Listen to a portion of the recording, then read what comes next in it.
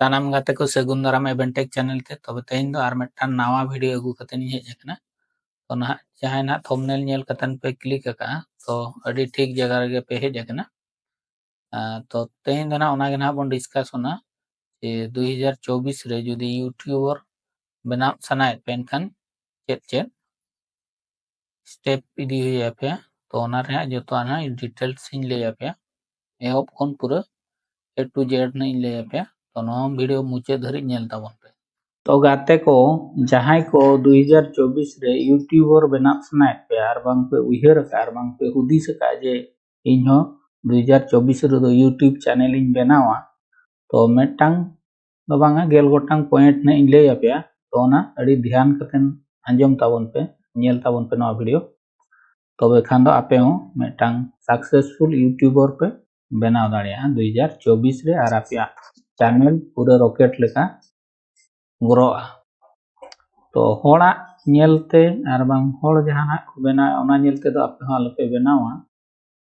जुदी आपे रे उन इंटरेस्ट बनुआ टाइम बापे एम दाड़िया एनखान दो यूट्यूब तो आलोपे हिजुआ तो अडिगन पॉइंट है ले आपे कना तो पुइलु आपे आपे रिन फर्स्ट पॉइंट ना पुइलु आपे या नीच आर बांग ना कैटेगरी ओका कैटेगरी रे वीडियो ना पे बना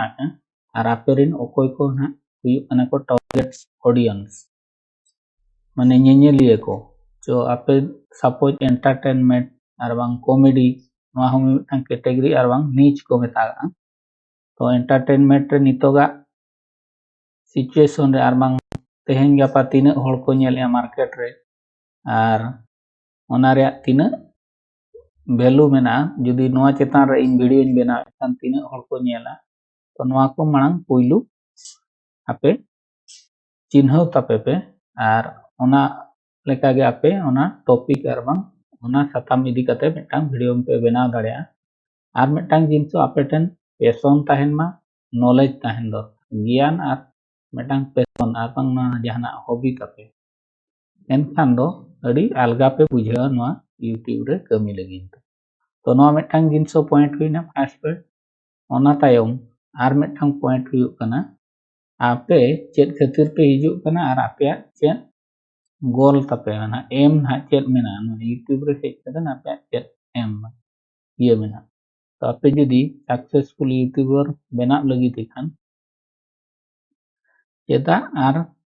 आपे एम दोहो काते कमी भी आपे तो ओना तायम यूट्यूब चैनल चेक लेका पे बनाव पूरा ब्रांड पे बनावा तो ओना ना इन ले पे तो फर्स्ट आपे आपे ईमेल आईडी पे लॉगिन है तो ओना मिदटांग एडिट आपे चैनल ᱧᱩᱛᱩᱢ पे बनावा तापर ओना चैनल रे ᱧᱩᱛᱩᱢ नोंकाना पे बाछा पे जहां दो केची एंड मेमोरेबल जहां दो ना हड़ को उहर गदमा उनकान चैनल ᱧᱩᱛᱩᱢ पे बनावा आर ओना चैनल बना के तायम लोगो पे एमा तापर चैनल रे बैनर पे एमा तापर डिस्क्रिप्शन रे पे ओला तो नोना को हुयुग कना ओना तायम आपे ओना जहाना डिस्क्रिप्शन आर बांग जहाना यूट्यूब चैनल ᱧᱩᱛᱩᱢ तो ओना हो मिदटांग कीवर्ड आर बांग टैग ओना हो एम लगतिया माने धरा आपे ओका कैटेगरी पे बनाया ओना अनुसार चैनल ᱧᱩᱛᱩᱢ पे एमा आर डिस्क्रिप्शन रे ओना गे पे ओला तो नोआ मिदटांग पे नेल के ताबना तो आर मिदटांग पॉइंट हुयुग कना जुदी आपे यूट्यूब ते पे हिजुग कना एनखान दो मिदटांग कैलेंडर माने ओका हिलो इन अपलोडा तीना टाइम दिन अपलोडा माने तीना टी वीडियो इन अपलोडा ओना हो मिदटांग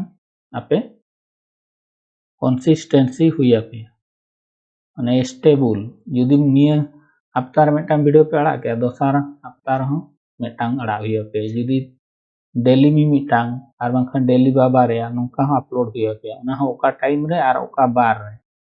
तो नोआ हो आपे ऑडियंस को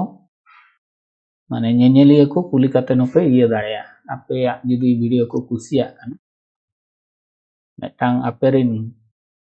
लॉयल फैन माने आपरेन प्रशंसक को ना जहां को अड़ी हल को कुसिया पे तो उनका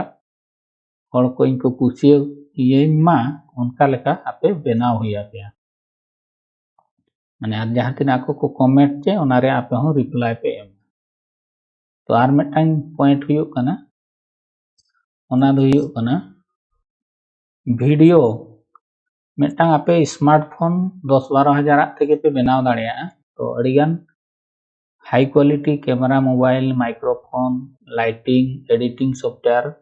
जहां दो ना सब्सक्रिप्शन आर बांग पुइसा एम कातन ये ओना को दो आलपे ये या फास्ट तो आपे हुडिंग माने 10-12 हजार मोबाइल ते जोता पे ये दाड़िया माइक्रोफोन फोन रे जहां ना स्पीकर में ओना पे बेफार दाड़िया लाइटिंग लेगिन दो पूरा आउटडोर पे शूटिंग दाड़िया और कैमरा ना जहां बेस कैमरा खान दो आपे 10-12 हजार हम बैक कैमरा पे शूटा ओना हो अड़ी नपाय गे आर पूरा क्लियर आर माइक्रोफोन हो मेना गया 700-800 तक किरिंग दाड़े आर नपाय एडिट कतेन पे आड़ागा माने एडिटिंग लेगिन हो एडिटिंग सॉफ्टवेयर हुयो कना वीडियो एडिटिंग लेगिन VN आर उनका गे अड़ीगान मेना अड़ीगान वीडियो रिन लेका तो ओनाते मार मिटांग पॉइंट हुयो कना ओना को पे ये के माने आर मिटांग दो SEO हुया पे सर्च इंजन ऑप्टिमाइजेशन आपे वीडियो चेक लका पे रैंकिंग रैंक पे आपे चेक लका ढेर हर को नेला तापरे ओना SEO दो कीवर्ड टैग तापरे हैशटैग नोआ को लगावा आर माने चेक ऑडियंस को सर्च या चेक को नेलेआ तो ओना आपे गूगल ट्रेंड मेना कीवर्ड प्लानर मेना ट्यूब बेडी मेना आर उनका गे भीड़ आईकू मेना तो ओना करे खुन पे नेल दाड़िया माने निया वर्सिन चेक ट्रेंड चलू अकन चेक ट्रेंडिंग रे मेना ओना चेतान रे वीडियो पे बनावा एनखान दो लोगन वायरल और आपे को नेल गे तो ओना ते मार मिटांग पॉइंट हुयो कना ओना टैग जहाना टैग हैशटैग डिस्क्रिप्शन ओना हो जहां दो ना आपे वीडियो पे बनाव का ओना रिलेटेड ओना रिलेवेंट माने एम हुया पे डिस्क्रिप्शन रे टैग रे टाइटल बाय तो ओना ते मार मिटांग चेक लका रे सांगे नेलिया हर पे ढेर को एंगेजमेंट पे दोहो को तो ओना खान दो आपे प्रमोट हुआ पे वीडियो को 100-200 टका खर्चो हुआ आपे एडवर्टाइजमेंट पे एडवर्टाइजा आपे को नेल तापे ओना बात कतन अडिगान सोशल मीडिया रे पे आड़ागा फेसबुक यूट्यूब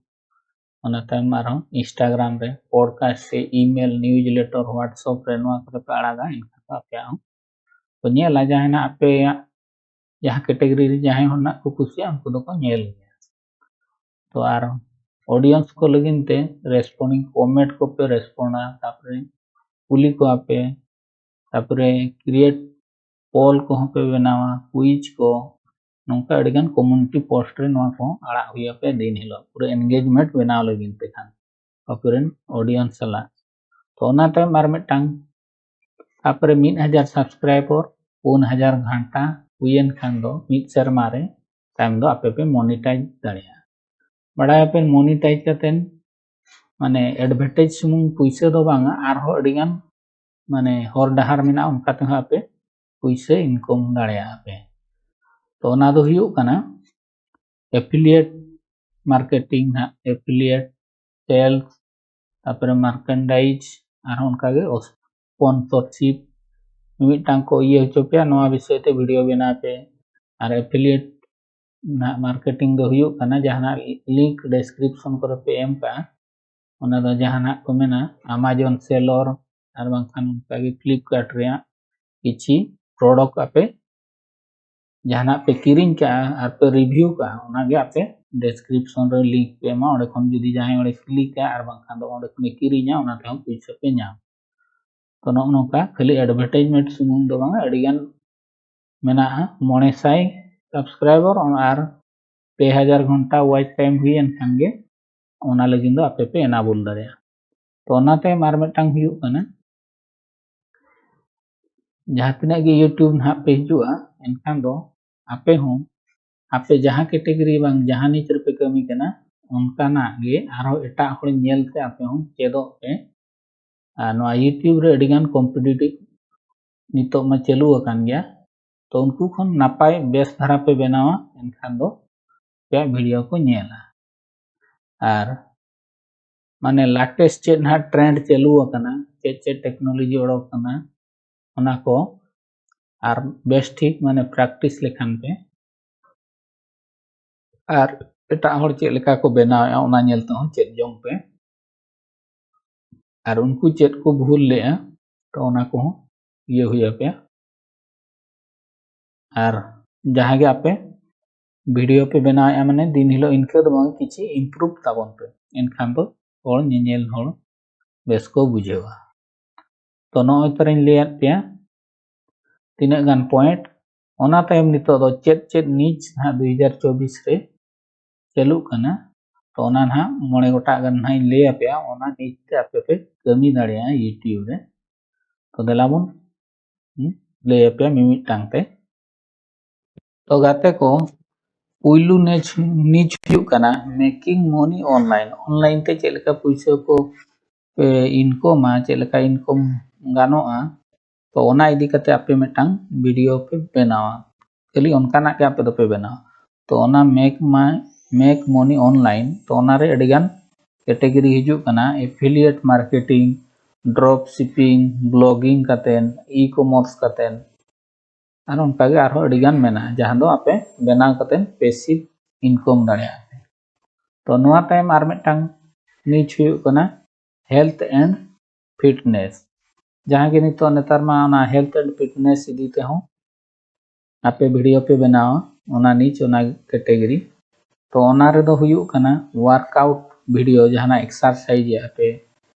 सेता आयुब पे दड़ बड़ाय एमाने आपे खेड़ोय आपे केलतन कना पे ना तापरे ओनारे चेत diet nutrition wellness diet Khan दो लाइट को कमो एमान को चर्बी को एमान को माने चेलका फिट पे ताइना ओना इदी कते वीडियो पे बना दाड़िया जहां तेना फिजिकल और मेंटल उनको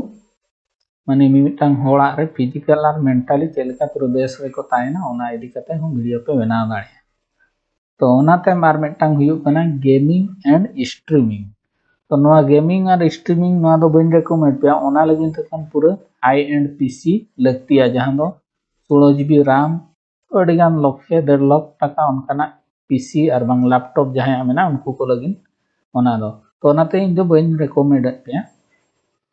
तो ओना टाइम आर मिटांग नीच हुयुग कना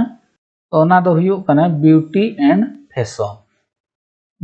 फैशन ओना चेतान रे आपे वीडियो पे बना दाड़िया जहां ब्यूटी प्रोडक्ट जहां फेयर क्रीम को मेकअप को तो फैशन ट्रेंड रे तो उनका अडिगान जिनसो मेना जहां दो निनेलिया को अट्रा को जस्ती ओना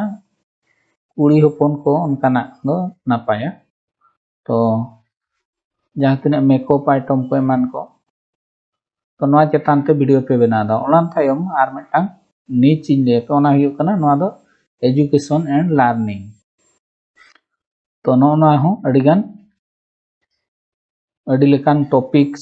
लैंग्वेज चेतान रे हुयन मिद होड़ इंग्लिश से बड़ाया चेलेका रे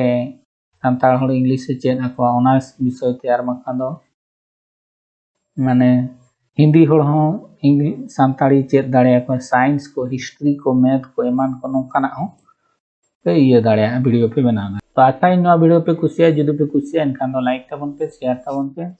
और जहां को नोआ चैनल पे नवा गयो सब्सक्राइब ताबन पे तो तेहना वीडियो दो निना रगिन तुकुम दोया मा तबे दो सानाम को जोहार।